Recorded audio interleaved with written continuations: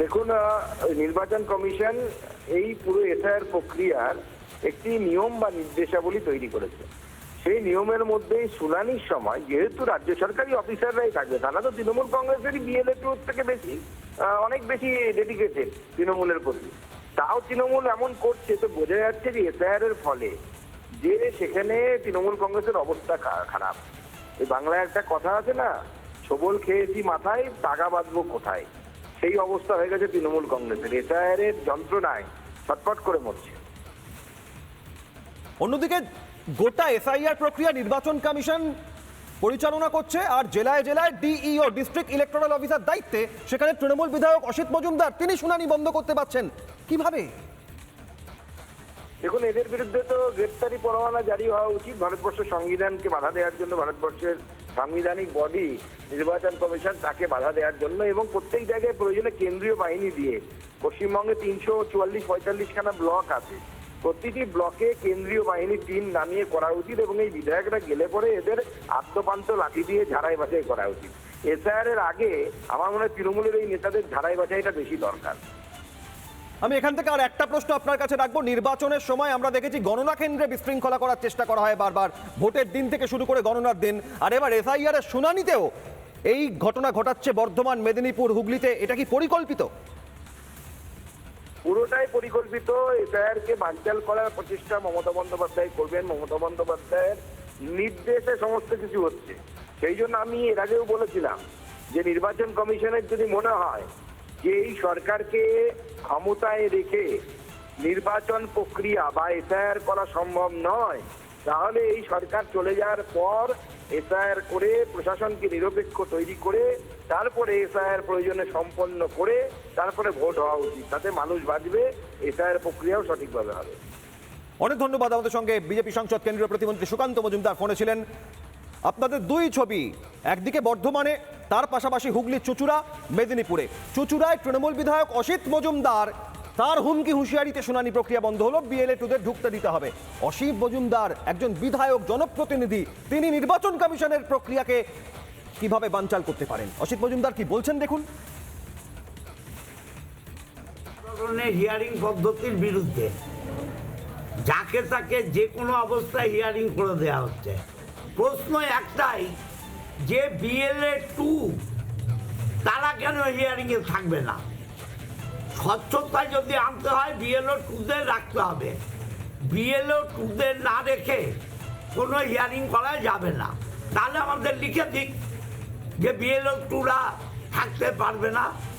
বিএলএ-2রা থাকবে না, হিয়ারিং হবে, মানুষের নাম হবে, বাদ হবে নাম। একটা জেনুইন ভোটার নাম বাদ হবে না। এই জমিদারি প্রথা আমরা চলতে দেব না। আমরা হিয়ারিং বন্ধ করেছি। এই জুলুমবাজি এবং জমিদারি আমরা করতে দেব না। না, লিখে দিতে হবে। লিখে না দেওয়া পর্যন্ত আমরা হিয়ারিং করতে দেব না। নির্বাচন কমিশনের প্রক্রিয়া এফআইআর স্পেশাল ইন্টেন্সিভ রিভিশন, সেখানে চুঁচুড়ার বিধায়ক তিনি করতে দেবেন না হিয়ারিং, শুনানি। এই অধ্যত্ত, এই বক্তব্য তাঁর।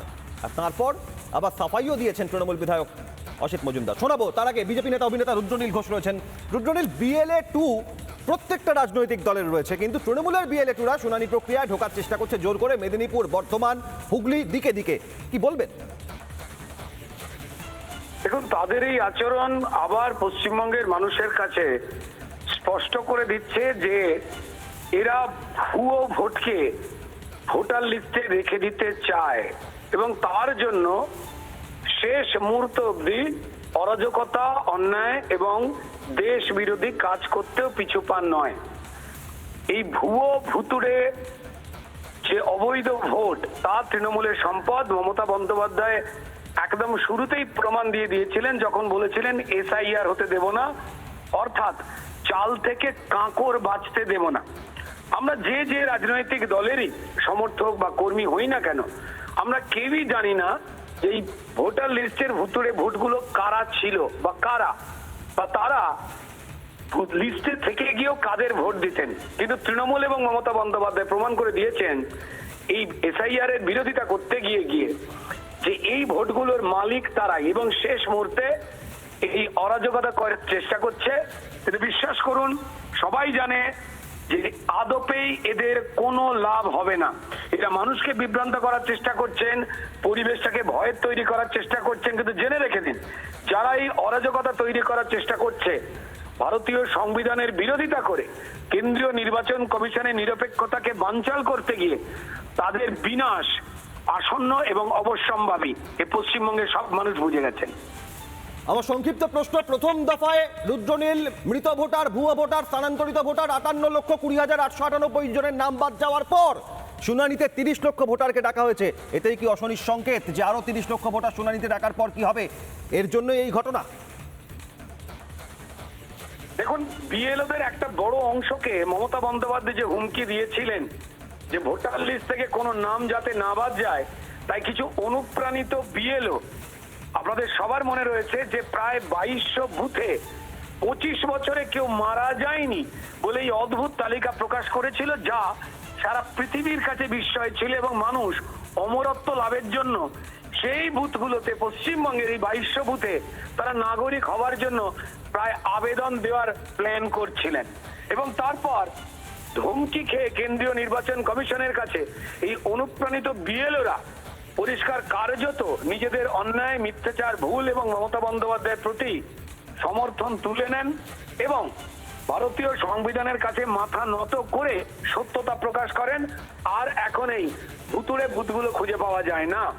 এবং তার সঙ্গে সঙ্গে যে প্রশ্নটা আপনি করলেন, ভাই যাদেরকে ডাকা হবে তারা আসবেন, তারা যে ধর্মেরই মানুষ হোক, যে পেশারই মানুষ হোক, তাদের কাছে যে যে নথি চাওয়া হবে অবশ্যই কোনো না কোনো নথি তাদের কাছে থাকবেন। তো যারা দিতে পারবেন তারা বৈধ ভোটার হিসেবে ভোটার লিস্টে নাম তুলবেন। একেবারে এই ঘটনা কোন দিকে মন নাই নজর থাকবে আমাদের। অনেক ধন্যবাদ বিজেপি নেতা রুদ্রনীল ঘোষকে। আর অসিত মজুমদার তার হুমকি দেদার, অসিত মজুমদার হুমকি দিলেন, শুনানি আটকে দিলাম, ফোনে বলছেন নেতৃত্বকে। আর তারপর রিপাবলিকের প্রশ্নে পাল্টা সাফাইও দিয়েছেন চুঁচুড়ার বিধায়ক, তৃণমূল বিধায়ক অসিত মজুমদার। পরে কি বলেছেন দেখুন। নানা ধরনের কন্টেন্ট দেখার জন্য লাইক করুন, শেয়ার করুন আমাদের ফেসবুক পেজ, সাবস্ক্রাইব করুন আমাদের ইউটিউব চ্যানেল। পাশাপাশি অন্যান্য ব্রেকিং নিউজের জন্য অবশ্যই চোখ রাখুন রিপাবলিক বাংলায়।